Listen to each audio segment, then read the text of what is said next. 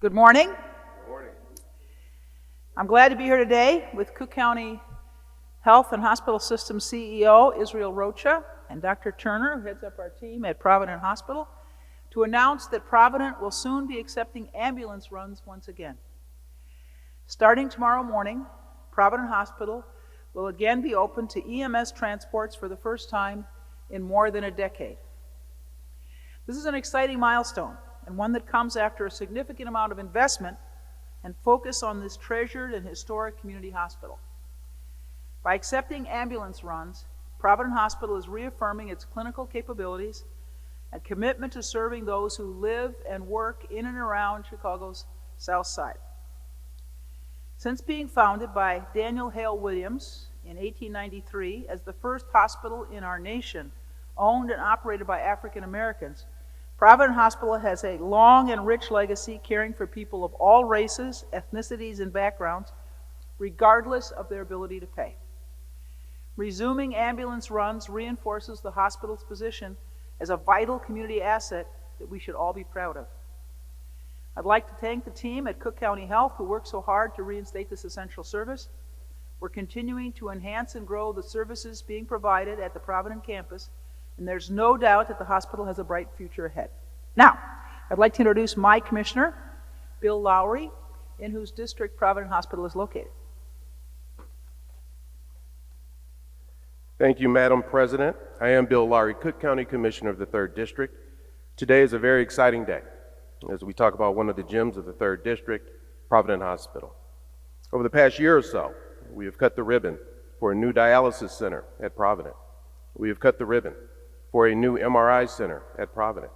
And we have started a Provident Scholarship Initiative for students pursuing a career in healthcare. But today we celebrate Provident's return to a full-service emergency department with ambulance access.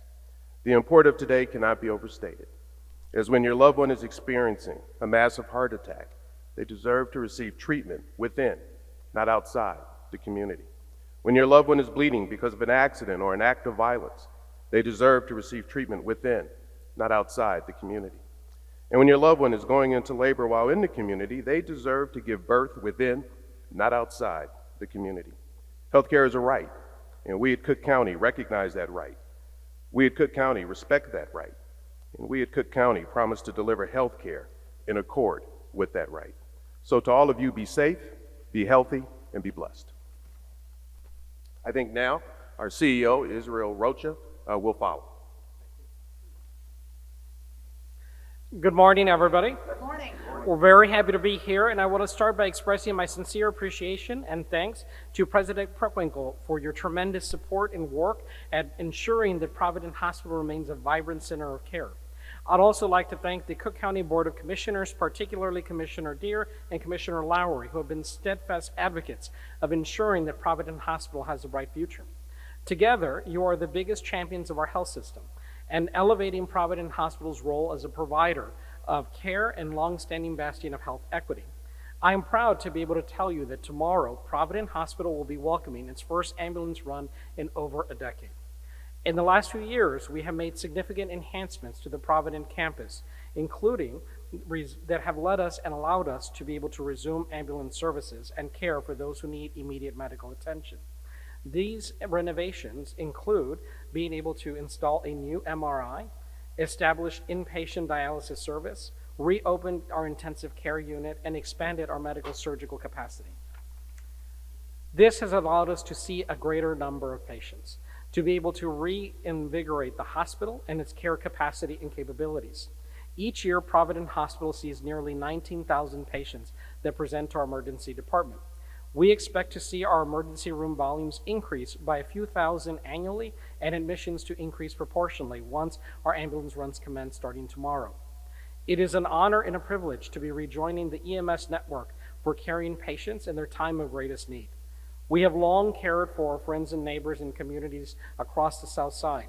They know that at Provident Hospital, we are a true community hospital, a trusted provider and a member of the community, and all patients are our family. Thank you to everyone who has worked so hard to realize this achievement, especially Dr. Turner and your team. Thank you so much for your leadership and for making this happen. Thank you to the Provident community in Grand Boulevard and Washington Park for your future support and dedication as we create a new future for Provident Hospital. Unas palabras en español. Me enorgullece anunciar que mañana el Hospital de Provident recibirá su primera ambulancia en más de una década. En los últimos años hemos realizado importantes inversiones en el campus del Hospital Provident, que nosotros han permitido rellenar el servicio de ambulancia y cuidado a quien necesitan cuidado médico inmediato. Es un honor y un privilegio volver a unirme en la red de EMS a atender a los pacientes en su momento de mayor necesidad. Thank you all so much for your help, for your support, and we look forward to helping to continue the growth of the Provident campus. Thank you. Thank you. All right, Nick? All right, we'll start with reporters in the room. ABC, will we go first?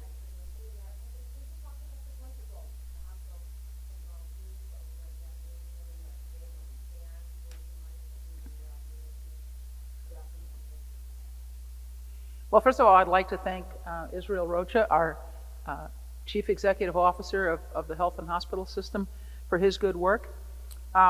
This is a challenging time for healthcare, whether you're running a public facility or a not-for-profit or a for-profit institution.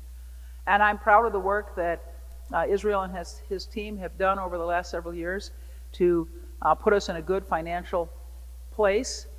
Needless to say, we've been helped immensely by federal support, first for dealing with the pandemic, and now with its aftermath. So we're in a good place, and I'm grateful for that. We have planned for some time to expand services at Provident, and I think I'll ask Israel to speak to this first, and then perhaps Dr. Turner.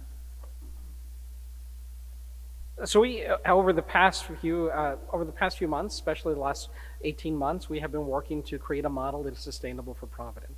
And we are excited that hopefully this year will be the first year in quite a while that Provident is financially sustainable on its own. And we hope to continue to work on that measure. That has included expanding our medical surgical capacity, being able to start MRIs, to be able to have more patients. The more patients we're able to keep, the more patients we're able to care for, the better our future becomes as a self-sustaining center of care. We think we're there now, and that's why these investments have been able to allow us to continue the growth at Provident Hospital. And while we can make those investments, Dr. Turner and his team make them practical and make them achievable. And by making sure that we have the right care team on the ground and by doing what we need to do to move forward. So we're very pleased where we are as a hospital. They have come a long way in being able to add additional services, to restart services, and from you can see today, hopefully tomorrow, they will start to see their first ambulance in over a decade, which is a continued progression. We've always said that we are committed to building a Provident campus, but that is far more than just bricks and mortar. That is services. I've always said that what makes a hospital is our care team and our capabilities, much more than just the building. And so to be able to really envision a future for Provident, it starts with building the services, and you're seeing that today. Just a second, I'd like Dr. Turner to speak to specifics, sir. Good morning. I'm Dr. Arnold Turner, the Chief Hospital Executive of Provident Hospital, Cook County. It is an honor and a pleasure to be here this morning, and I'm very excited to be announcing that Provident is returning to the emergency managed medical service team. We have been working as a team to bring this service back to the community, and we're looking forward to providing quality care to our community. You heard CEO Israel, Commissioner Lowry list the things that Provident has done in the recent year to expand services. The outpatient dialysis center recently restored inpatient hemodialysis, opening the ICU, bringing MRI services. We are trying to serve our community better by bringing them services so they can stay in the community, get the care that they need in the community, in the time that they need in the community, so we can have a positive impact on the lives of the people that we serve. We look forward to continuing bringing new things to Provident Hospital and serving our community. And as I said before, we are extremely excited about being in this network again. Thank you. Yes, did you have further questions? I think Carolyn followed for the residents to ask, is this something that we see continuing long term or not? For a resident, they don't really worry about their hospital closing, right? So I think that's the question. We're not closing the hospital. We didn't close the hospital. I see. Okay. Well, that decision was made by leadership at the hospital shortly after I arrived, and I took this position. And I'm very grateful that Israel Rocha and his team have been working since he took the position a couple years ago to enhance services at Provident, including emergency support. You want to say something about that, Israel? You know, what I can just add for the president, just to say, you know, to get here today, we had to make approximately about $2 million in emergency department renovations. We needed to do another $2 million to start our MRI, and we needed to do about $1.3 million annually that will be part of our process to be able to have the expanded medical, surgical, and ICU capacities. We don't make those investments lightly, and we didn't make them to go anywhere. We want to continue the growth of Provident Hospital, its campus, and honor the President and Commissioner's commitment to the community. So to summarize, we've made more than $5 million in investments to get to this day. When we're looking at the proximity of Providence versus USC Medical Center, kind of in the same footprint, that's one of the reasons why I believe in 2011, the hospital, Providence Hospital footprint stretched.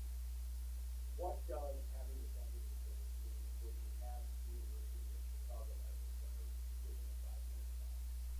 Well, I think it's important to our residents to be well served, and that means that they have choices in where they receive care. The emergency room at the University of Chicago Hospital is a community resource, as this will be. You know, I would say that when again we're looking at investments, we wanted to make sure we're adding something that's needed to the community, not just to open it. And one big change from 2011 to now that allows more people to have access and to have a stronger financial model is the creation of the Affordable Care Act. That was not in effect in 2011, it is now. You've seen much more ability to have individuals have coverage, which makes bringing more resources to the system viable long-term financially. And so I would definitely credit those resources in being able to make the model more financial now than it was in 2011. But also when we're looking at the area at University of Chicago, they're a very busy center, and there are still, when we looked at the transfers out of the community for the number of people who had to go from the south side to other locations throughout the region for care, was a number that we did not want to continue. We think that there should be care that's provided there. The commissioner saw that need, they invested and they supported us in that journey, and we see a true need that is being met by this processes and services being opened. Israel, if you could hang on for a second. Can you talk about the nephrology department and its expansion on the community and the community? Sure. To have both that outpatient and inpatient? Absolutely. So, you know, we really looked very carefully at designing Provident where its needs are most. And so we're making investments, and we saw ambulance runs, emergency, and we saw nephrology and diabetes and complications being one of the areas we needed to address. So we very methodically have been expanding those services. Where are patients there? So by being able to create the both inpatient immediate need for patients who need emergency hemodialysis services, as well as the long-term outpatient dialysis, and expanding our nephrology footprint, we really are trying to build a center that is responsive to the communities, looking at the community needs first. And you're starting to see that in what we're building. So you have a need for immediate access. We're expanding our ED. We had a need for some inpatient service, especially nephrology, diabetes, and cardiac services. Those are now available at Provident. We even had need for expanding our eye center, and we're very pleased to say that our eye capabilities there and our outpatient services are some of the state-of-the-art anywhere in the city, and we're very pleased to have those services. So we're carefully building a hospital that is very responsive to the communities, with the community's needs and their disease pathology at front and center. Can you talk about the expansion of healthcare over the last couple of years? 10 years ago, there was a huge expansion. A lot of hospitals closing the other departments. Is this the cost of maintaining that? Sure. So I can't speak to everyone's costs. I can say that what the healthcare industry is being much more strategic, and that is the approach that we're taking to Provident.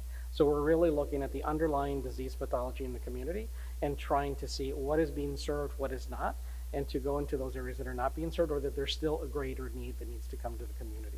So we're not just building a hospital to say we're building a full hospital and here are all the things that we're bringing forward. We're sort of finding our space by meeting the needs in the community and being very strategic. And for us, it really, if there's a need in the community that's not being met, that means that we hope that patients will come to us. And so then we just have to build our services to compete. And that's the thing that we think we can do. but we want to make sure that the investments are strategic and they're in the areas where patients are seeing the most need of illness. And so that's where we're really being very conscious in when we're putting what services where. President, one of my questions was earlier is we have the University of Chicago Hospital, World-Class Hospital, and also the what is on the can you address that need that we see in the position with the budget trying to get that building to happen in the hospital? Well, my first responsibility is to our public health system, so I have to be worried about Provident and Stroger in terms of hospitals. But I think there are a number of community hospitals all over the county that are kind of on the bubble, given this healthcare environment. And that's a challenge for all of us. But my focus has to be, just brutally, on the institutions for which I'm responsible, and that's Provident and Stroger. You talked about the investment. How much of that is staffing? Is it like a chicken and egg situation where you need patients before the staff and what maybe some of these other things? Just the mic? There you go. So, it's a mixture of both. So some of it, like the MRI, has a lot of upfront costs, but then you're able to recoup it as you're moving forward. But it's tied to other services. So I would say it's probably about 60-40 now, 60-40 upfront to get things up and running and 40% staffing costs. As we said, there's an annual ongoing cost of $1.3 million after the investments we made. You recoup it pretty quickly. So the strategic investments that we have made are we believe to be recouped as we continue to grow. But because we were able to grow strategically, meaning we started expanding medical services, then we added more services, we added outpatient. It hasn't been one big lift overnight. It's been a continual journey. We've been able to cover those expenses as we become more stable. And so we hope to continue to make more investments, that this will give us more revenue to continue that journey of more investments. And so you'll see more continue to grow. So there was, I think it's always been ongoing. I don't want to give a firm deadline, but I know that the investments that we've been making now to get this project in particular open have really started around about 2021, right at the start of it, and then it's been all the way through. What's the budget for Provident now compared to So I want to get you back the number. I think it's gone up probably about 10-15%, but I don't want to give you an incorrect number, so I'll get back to you. Yeah.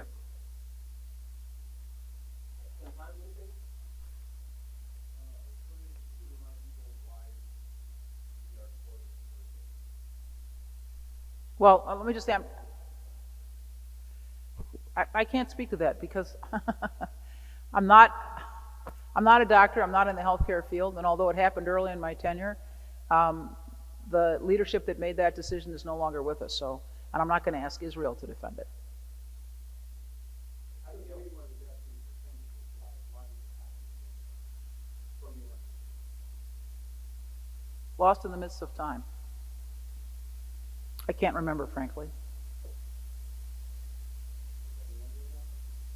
I will ask the health and hospital system to comb their records and try to figure it out, unless Israel wants to try to talk about something that happened long before he got here. Come on, you can come and speak. I don't know. I'm not in their minds, but if you look back at the system and what my comments were earlier, I think the expansion of coverage has made this much more viable as a process, and that is what led us to reopen it. So being able to have the Affordable Care Act, the expansion of Medicaid, more services, and these services in need, and great assistance in investments and contributions from the county have made it a viable project. So I can speak to why it's viable now. And also we've had an increase in our census, and others continue to grow, but I would say that the coverage expansion makes it more viable. That wasn't there. So all I can say is what's here now that wasn't there, and maybe that was related. Other than that, I don't want to speculate, as the president said, on what decisions were made, but what we think is different now than then is that you have much more coverage, much more investments, and the community has grown. And you've also seen some hospitals closed, and so there is a need for the access for these services in the community. I got time for one more. Hi, Chicago Tribune. Are you still online? Any questions? can't hear anything. Was the ER a basic ER and is it a comprehensive now? I'm sorry, your question, would you repeat your question, because I couldn't hear you. Sure. Was the ER a basic level ER before and now is it becoming a comprehensive level ER? You want to speak to that, Dr. Turner? Thank you. The ER now is a comprehensive ED department. Has to be a comprehensive ED in order to participate in emergency management system. Okay.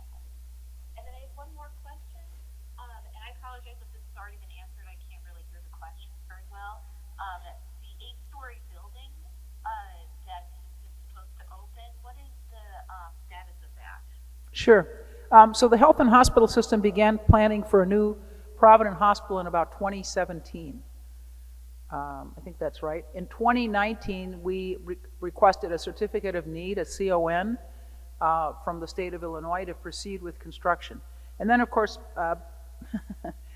almost immediately we were hit with the pandemic. And I will just tell you honestly that our focus in the health and hospital system has been, for the last 2.5 years, on trying to deal with the pandemic. And in the interval, the costs of construction of this new facility escalated tremendously. So the certificate of need, the ceiling of expenditures in our certificate of need were unattainable in the present construction environment. So we couldn't build the facility for the amount of money that we requested in our certificate of need. So we withdrew our certificate of need. We're going to expand services at Provident over the next several years, 18 to 24 months. And determine what kind of services there's a demand for in the community and how we can best serve the folks on the south side, and then proceed with the new facility. So basically, it's now 2022. So the plan for Provident was 5 years old. The construction costs were not attainable, and we decided that we needed to press pause and move forward with expanding existing services so we could determine what should be the parameters of the new building.